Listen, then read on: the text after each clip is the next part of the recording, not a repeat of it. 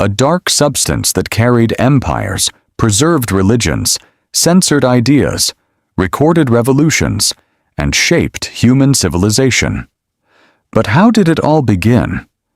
How did burnt soot become the words on your screen today? This is the story of ink, and the story of us. The desire to communicate visually is older than writing itself. In the Mesolithic rock shelters of Bhimbetka in India, prehistoric humans painted animals, symbols, and scenes of daily life using red iron oxide, white limestone, green minerals. These pigments were the earliest forms of ink, but rocks were heavy, not portable, not practical for keeping records. Humanity needed something lighter, something movable. And so, the evolution began. The true story of ink begins over 4,500 years ago in ancient Egypt. With the invention of papyrus, Egyptians needed a writing fluid that would stay visible on its surface.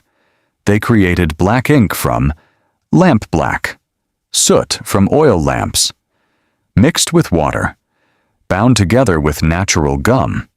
Red ink, often made from iron oxide, was used for titles and important passages.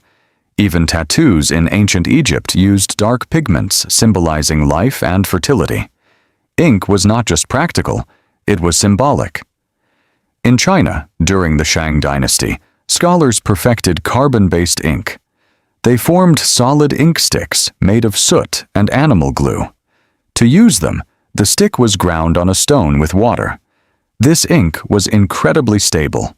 Some ancient texts remain perfectly readable today. When Qin Shi Huang unified China, he standardized the writing system. Ink became political power. A unified script, written in ink, helped unify an empire. Calligraphy became philosophy. Ink became culture. In Europe, writing shifted from scrolls to the codex, the early form of the modern book. Parchment was made from animal skins. The finest version, vellum, came from calfskin. In monasteries, scribes copied religious texts for hours in silence. But between 500 and 800 AD, many Greek and Latin pagan texts were erased. Monks scraped old ink off parchment and wrote new religious texts over it. Yet if the original ink was strong enough, traces survived beneath the surface. Ink preserved ideas that history tried to silence. During the Middle Ages, iron gall ink became dominant. It was made from oak galls, iron salts, gum arabic. This purple-black ink was difficult to erase. Great minds like Leonardo da Vinci and Isaac Newton used it. Newton even created his own ink recipe at home. But iron gall ink had a flaw. It was acidic. Over time, it could corrode the very parchment it was written on. Ink, quite literally, could destroy its own page. Everything changed in the 15th century with Johannes Gutenberg. Movable type printing required a new kind of ink. Water-based ink wouldn't stick to metal type. So oil-based ink was developed using linseed oil, resin, lamp black. Pitch, this innovation allowed books to be mass-produced. Ink was no longer limited to monks and elites. It became a tool for the public. And that changed the world. By the 1800s, demand for printing skyrocketed. Independent ink makers began experimenting with chemical formulas.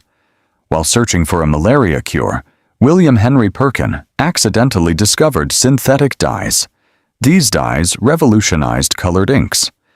Later, in 1938, Laszlo Biro patented the modern ballpoint pen.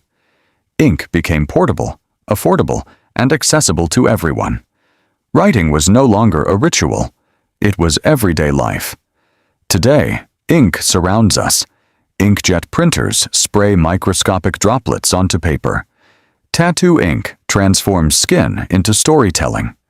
And on digital screens, ink has become pixels, light arranged to imitate black on white.